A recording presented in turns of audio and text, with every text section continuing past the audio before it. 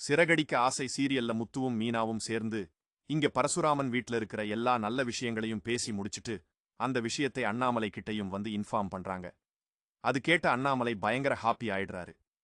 பரவாயில்ல முத்து, நீங்க 2 பேரும் போனதுனால தான் சொல்லப்போனா இந்த விஷயம் நல்லபடியா முடிஞ்சிச்சு. பரசுராமன் ரொம்பவே சந்தோஷப்படுவான் அப்படின்ற மாதிரி அவங்க எல்லாம் ஒரு பக்கம் பேசிக்கிட்டு இருக்கிறாங்க. அதே நேரம் இன்னொரு பக்கம் பரசோட வீட்டுக்கு போன இங்க பிரவுன்மணியும் அவரோட மருமகனும் 2 பேரும் சேர்ந்து ஒரு வழியா பேசி இந்த பக்கம் பொண்ணு வீட்டிலையும் கன்வின்ஸ் பண்றாங்க. சொல்லப்போனா என் பையன் நல்ல பையன், எந்த பிரச்சனையும் பண்ண மாட்டான், நல்லபடியா அந்த இவங்களுக்கு நம்ம கல்யாணம் பண்ணி வச்சிட்டோம்னா அவங்க லைஃப் அவங்க பாத்துக்கோங்க அப்படின்ற மாதிரி இந்த பக்கம் பிரவுன்மணி ரொம்பவே சிறப்பா பேசி ஒன்னு வீட்லயும் சரி சொல்ல வச்சிடுறாங்க. அதுக்கப்புறம் அவருமே கிளம்பி டைரக்டா இங்க அவரோட வீட்டுக்கு வராங்க.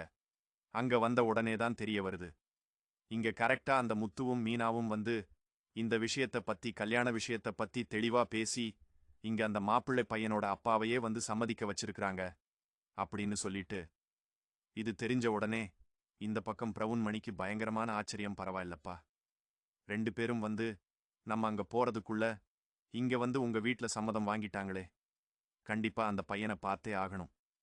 எப்படியாவது அந்த பொண்ணுகிட்ட நம்பரை கேட்டு முதல்ல அந்த பையனையும் அந்த பொண்ணையும் பார்க்க சொல்லு, அவங்கள நம்ம மீட் பண்ணி ஆகணும் அப்படின்ற மாதிரி இங்க பிரவுன்மணி ரொம்பவே ஆச்சரியப்படுறாரு. ஏன்னா இந்த கல்யாண விஷயத்துல அவர் ரொம்பவே குழம்பிக்கிட்டு இருந்தாரு. எப்படியாவது நம்ம மருமகன் கல்யாணம் சரியா நடந்துடாதா, இதுல வேற எதுவும் பிரச்சனை வராம நம்ம ரொம்பவே தெளிவா முடிக்கணும்னு சொல்லி ரொம்பவே ஷார்ப்பா யோசிச்சுக்கிட்டு இருந்தாரு. ஆனா அந்த விஷயத்தை ஈஸியா முத்து மீனாவும் முடிச்சிட்டு போயிட்டாங்க. ஆனா அவங்க பேர் என்னன்னு கூட தெரியாம இந்த பக்கம் அவங்கள மீட் பண்ணணும் அப்படிங்கிறதுக்காக இங்க பிரவுன்மணி ரொம்பவே ஆர்வப்படுறாங்க.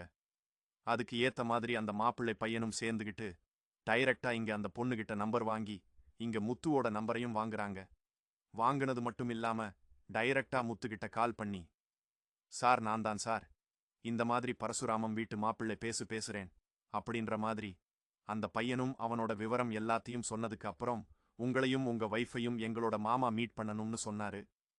நல்ல விஷயமா நீங்க பேசி முடிச்சு எல்லாத்தையுமே ஓகே பண்ணிட்டீங்க, அதுக்காகவே உங்க 2 பேரையும் பார்க்கணும்னு எங்க மாமா சொல்லியிருக்காரு அப்படின்ற மாதிரி அந்த பையன் பேசுறான். இத கேட்ட உடனே இங்க முத்து மீனா இருந்துகிட்டு கவலையே படாதீங்க, கண்டிப்பா நாங்க வந்து மீட் பண்றோம் அப்படின்ற மாதிரி இன்னைக்கு ஈவினிங்கே மீட் பண்ணலாம் அப்படின்னுட்டு இங்க பிரவுன்மணியோட கரெக்டா ஒரு முக்கியமான ஒரு மீட்டிங் மிக்ஸ் பண்றாங்க. ஆனா பிரவுன்மணிக்கு தெரியாது தன்னை பார்க்க வர்றது முத்து மீனா அப்படிங்கிறது. ஏன்னா அதை பார்த்தாருன்னா அவரு அலண்டு போயிருவாரு. ஏன்னா முத்து மீனாவை பார்த்துதான் அவரு பயந்து ஓடிக்கிட்டு இருக்காரு. சரி சரி, இது தெரியாம அவருமே சரி இந்த காபி ஷாப்புக்கு வந்துருங்க அப்படின்னு சொல்லிட்டு முத்துவும் மீனாவையும் வர சொல்லிட்டு இவரும் ஒரு பக்கம் இந்த பக்கம் வந்து அந்த மாப்பிள்ளை பையனை கூட்டிட்டு கிளம்பி வராரு. ஃபர்ஸ்ட் எடுத்த உடனே அந்த மாப்பிள்ளை பையன் உள்ள போயிட்டு இந்த பக்கம் முத்து மீனா கிட்ட ரொம்பவே சகஜமா பேசுறாங்க. ஏன்னா பிரவுன்மணிக்கு ஒரு முக்கியமான கால் வந்ததுனால அவருமே அந்த போனை பேசிட்டு அதுக்கப்புறம் லேட்டா தான் உள்ள போறாரு. ஆனா அவர் உள்ள போனதை பார்த்த அடுத்த செகண்ட் அப்படியே அவர் ஸ்டன் ஆகி போய் நின்னுட்டு இருக்காரு. ஏன்னா அந்த மாப்பிள்ளை பையன் இங்க முத்துக்கிட்டையும் மீனா கிட்டையும் பேசிட்டு இருக்காங்க. இத பார்த்துட்டு நம்ம என்ன சொல்ல போறோம், எப்படி சமாளிக்க போறோம்னு சொல்லி இப்படி மிரண்டு போய் நிக்கிறப்போ மீனா கரெக்டா தெளிவா கவனிச்சர்றாங்க. அங்க பாருங்க, ரோகிணியோட மாமா வந்திருக்காங்க அப்படின்னு சொல்லிட்டு இந்த பக்கம் வாங்க மலேசியா மாமா அப்படின்னுட்டு இங்க முத்துவும் அவரை ரொம்பவே வந்து ஹாப்பியா உள்ள வரவேற்கிறாரு.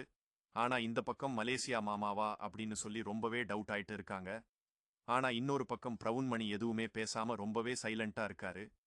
ஆனா இத பார்த்துட்டு இருக்க முத்து மீனாவும் என்னாச்சு, ஏன் டல்லா இருக்கீங்க, இந்த மாதிரி அவங்க ரோகிணியோட அப்பா இறந்துட்டாருங்கிறதுக்காக நீங்க இவ்வளவு டல்லா இருக்கலாமா, நீங்க ரொம்ப ஹாப்பியா இருக்கணும்ல, ஏன் இப்படி பண்றீங்க, நீங்க சந்தோஷமா இருந்தாதான் ரோகிணி சந்தோஷமா இருப்பாங்க அப்படின்ற மாதிரி இங்க முத்துவும் மீனாவும் டைரக்டா பிரவுன்மணிக்கு எடுத்து கொடுத்துட்டு இருக்காங்க.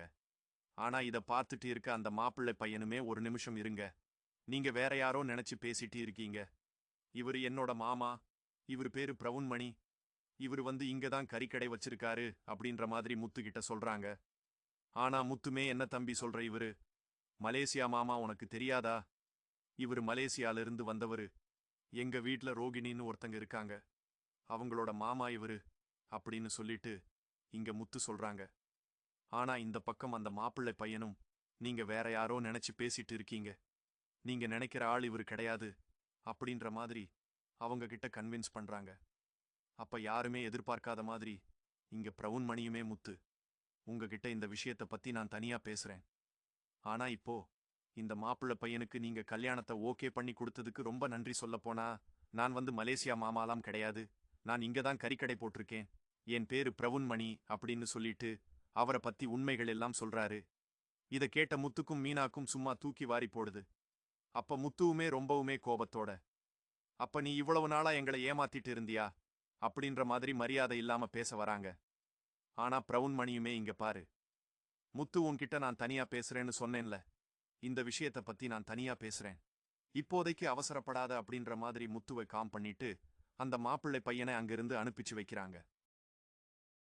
உங்களுக்கு பிடித்தமான சீரியல் ப்ரோமோக்கள், திரை விமர்சனங்கள் மற்றும் சினிமா தகவல்களை தெரிஞ்சுக்க எங்களோட தமிழ் சினிமா சேனலை மறக்காம இப்போதே சப்ஸ்கிரைப் பண்ணுங்க.